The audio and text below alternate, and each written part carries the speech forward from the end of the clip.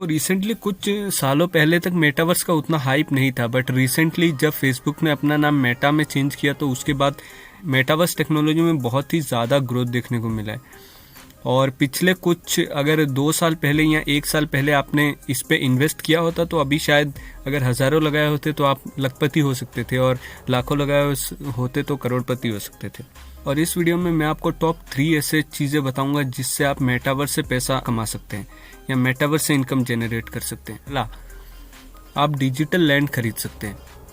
So land ऐसा एक चीज़ है जो फिजिकल फॉर्म में हो या डिजिटल फॉर्म में, दोनों के दाम बहुत ही एक्सपोनेंशियली ग्रो कर रहे हैं। बस दोनों में डिफरेंस ये है कि आपका जो फिजिकल लैंड है उसके दाम के मुकाबले आपका डिजिटल लैंड बहुत ज़्यादा तेज़ी से ग्रो कर रहा है। 2 साल पहले भी अगर आप देखते तो इसका दाम उतना कुछ खास नहीं था। और ये लैंड आप कहाँ से बाई कर सकते हैं, ये metaverse.property में आप जाएंगे तो वहाँ पे आप बाई लैंड में जाके देख सकते हैं। बहुत सारे अलग अलग प्रोजेक्ट चल रहे हैं, जैसे कि डिसेंट्रलैंड हो गया, सैंडबॉक्स, सोमनियम, एक्सी इन्फिनिटी है, एलुवियम है, इन सब में आप, और काफ़ी सारे ऐसे बहुत बढ़िया बड़े प्रोजेक्ट्स हैं जहाँ पे आप इन्वेस्ट कर सकते हैं, जहाँ पे आप डिजिटल लैंड खरीद सकते हैं। उस डिजिटल लैंड से पैसा कैसे जनरेट कर सकते हैं, इनकम कैसे जनरेट कर सकते हैं। तो सिंपल स्ट्रेटेजी ये है कि डिजिटल लैंड आप अभी खरीद सकते हैं और बाद में जब उसका दाम बढ़ जाए तो आप उसे बेच सकते हैं। इस तरीके से आप खरीद सकते हैं जैसे नॉर्मल लैंड में किया जाता है।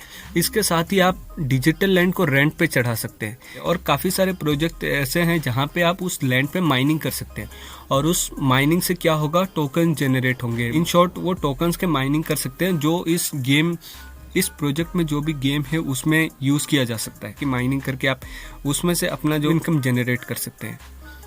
काफ़ी सारे हैं, आप खुद जाके चेक कर सकते हैं। लेकिन सबसे बड़ा प्रॉब्लम ये है कि अगर आप इसमें ये छोटा सा प्लॉट भी देखो, ये 30,000 मैना कॉइन, जो तो ज़्यादातर लोगों के पास, जो बेसिक आम आदमी है उसके पास इतना बड़ा कैपिटल होगा भी नहीं इन्वेस्ट करने के लिए।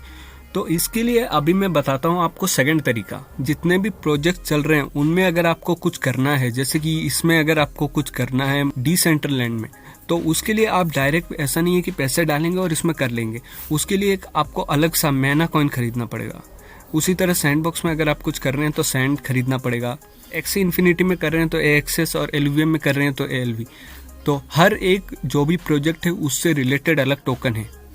तो आप दूसरा चीज़ ये कर सकते हैं कि जितने भी टोकन्स है उसमें आप इन्वेस्ट कर सकते हैं। आप उस प्रोजेक्ट के थ्रू जा सकते हैं, देख सकते हैं कि कौन सा प्रोजेक्ट कैसा है, कौन सा प्रोजेक्ट अच्छा भविष्य में कर सकता है।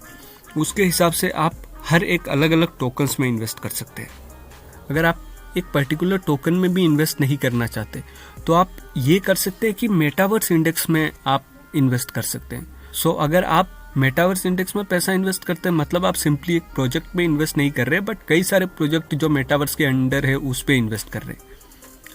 कहीं ना कहीं देखिए, अगर एक प्रोजेक्ट नीचे जाता है तो कहीं ना कहीं दूसरे प्रोजेक्ट में प्रॉफिट होगा, तो उसका इफेक्ट आपको मेटावर्स इंडेक्स में देखने को मिलेगा।